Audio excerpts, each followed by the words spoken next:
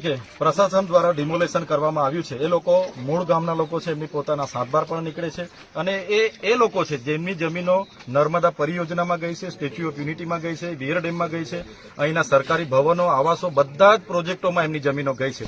આજે એ લોકો નાની નાની લારી ગલ્લા દુકાનો ચલાવીને પોતાનું જીવન નિર્વાહ કરે છે. ત્યારે ઉદ્યોગપતિઓના, હોટલ મોટલોના માલિકોના ઇશારે જે ડિમોલેશન થયેલું છે એનો અમે વિરોધ કરીએ છીએ.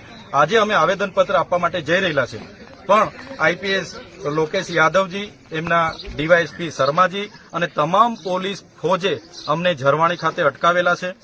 આ દેશમાં લોકશાહી હોવા છતાં જે આ તાનાશાહી અધિકારીઓના ઇશારે પોલીસ કરી રહી છે એ ખૂબ જ નિંદનીય છે. આજે એક ધારાસભ્ય તરીકે અમારા અધિકારે અમે આવેદનપત્ર આપવા માંગીએ છીએ, એની પણ રજૂઆત આ લોકો કરવા દેતા નથી. એટલે આજે દેશ કઈ દિશા તરફ જઈ રહેલો છે એ આપણે સૌએ જાણવું પડશે.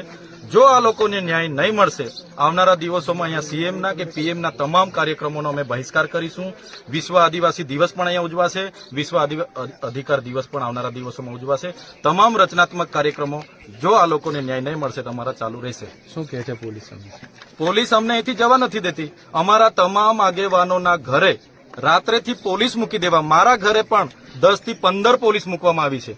પોલીસ શાંતિ, સલામતી અને સુરક્ષા, કાયદો વ્યવસ્થા જાળવવા માટે પોલીસને પગાર મળે છે, નહીં કે વિપક્ષના આગેવાનોને આ રીતના હેરાનગતિ કરવાની અને આદિવાસીઓને દબાવવાની આ વાત છે.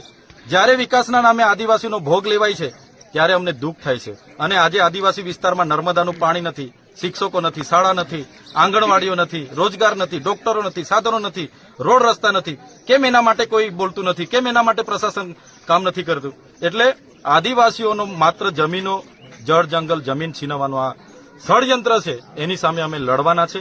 પોલીસનો ઉપયોગ થશે કે મિલિટરીનો ઉપયોગ થશે, આવનારા દિવસોમાં જે પણ મોરચે લડવું પડશે, સડકથી લઈને સદન સુધી અમે લડીશું. કેટલા કિલોમીટર ચાલીને આવ્યા તમે અહીંયા આટલે સુધી?